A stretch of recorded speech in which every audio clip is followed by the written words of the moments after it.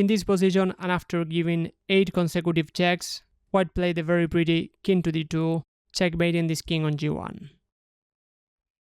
Hi everyone, today we're gonna see a very wild game featuring a king hand, but if you play the queen pawn opening, we're also going to learn a very interesting line that you can try against the Dutch defense. This game is also an interesting example of how playing natural moves all the time can be quite dangerous. So let's get started with the game. Here we have German-American master Edward Lasker, not to be confused with former world champion Edward Lasker, playing against a very strong British master. So here white started with the move d4, and after e6, black is inviting white to go for the French defense that we will get after e4 and d5. But instead white went knight to f3, which is perfectly playable, and after f5 here we transposed into the Dutch defense, which is an interesting and sharp option for black. And here white played a very interesting idea, which I would suggest that you try at least in a few games. Here the common moves are g3 to fianchetto the bishop or go in c4, but white went knight to c3, trying to fight for the center very quickly. Now this move is probably not the best in the position, but black has to play some very precise moves to keep the balance.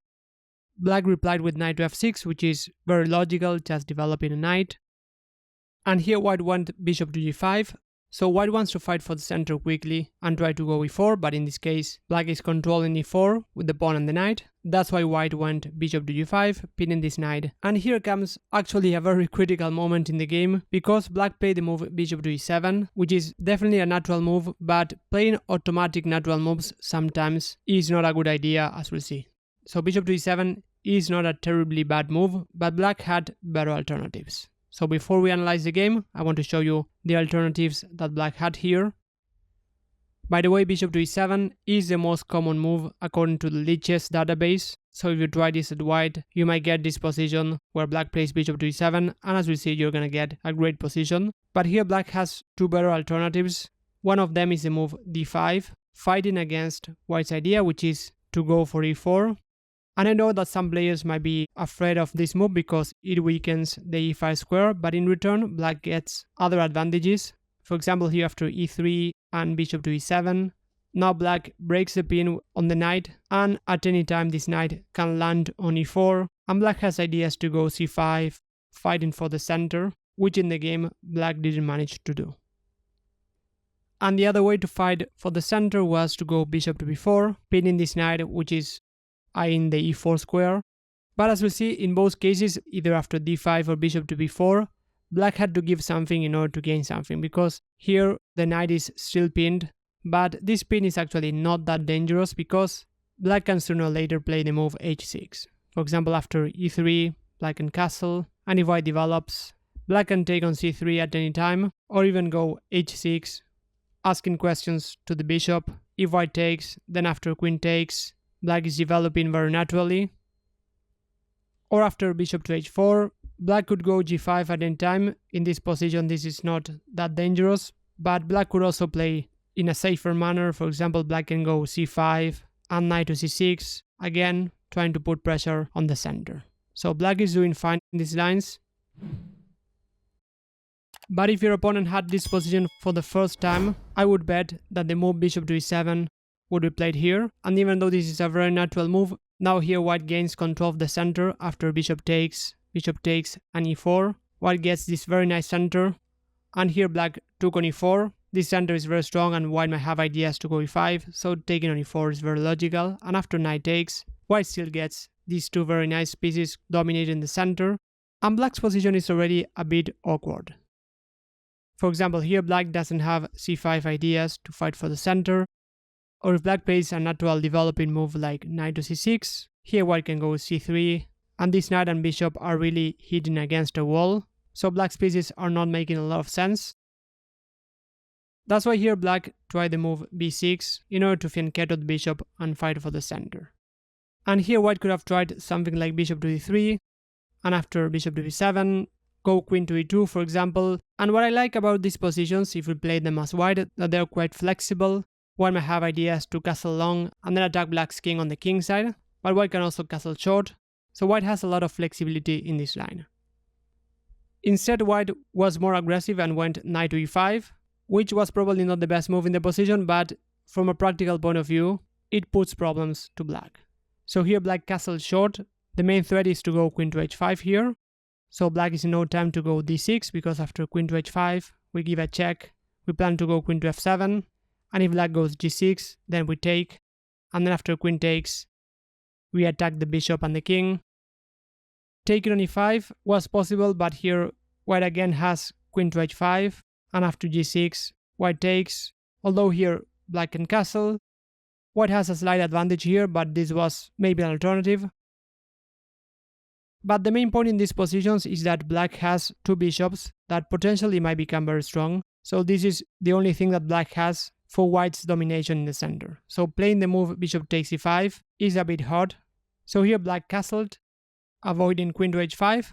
And in this position, white went bishop to d3. Going g3 was actually quite good for white, planning to fianchetto the bishop.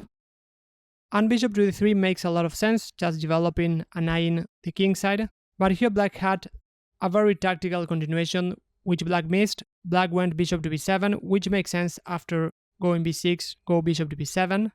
But here the move bishop takes e5 in this particular position was actually strong, because after d takes e5 and knight to c6, surprisingly there's no easy way to defend the pawn on e5, because now the move f4 is not possible. The rook on f8 is controlling f4, so here black would be doing fine, winning a pawn. But after bishop to b7, here white could have tried queen to e2, even castling short.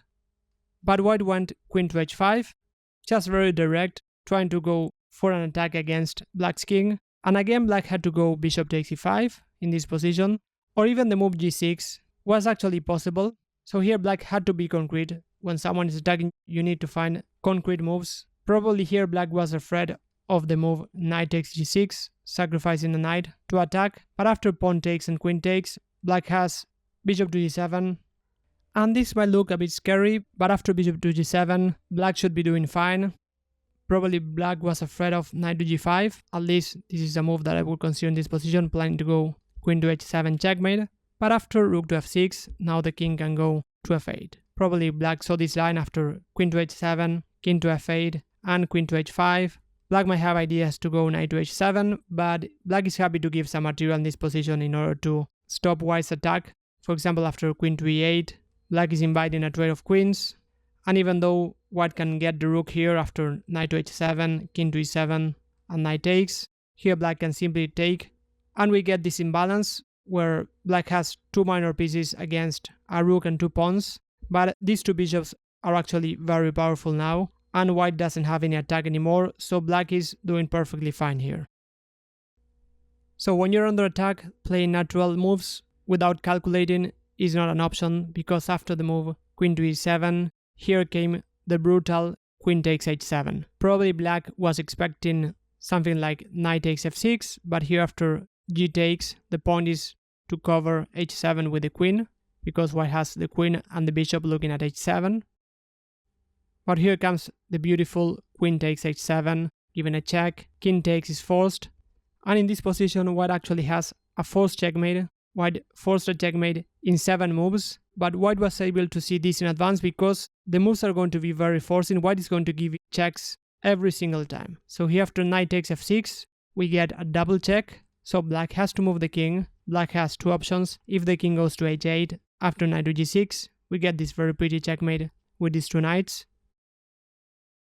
So black tried king to h6, and after knight e to g4, king to g5 is the only move, h4, again king to f4, only legal move, g3, king to f3, and here black went bishop to e2. There was a quicker way to checkmate, which is castling long and then go knight to h2. Black's king doesn't have any square to go here,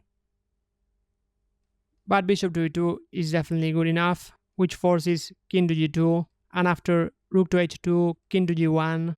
In this position, and after giving 8 consecutive checks, white played a very pretty king to d2, checkmating this king on g1.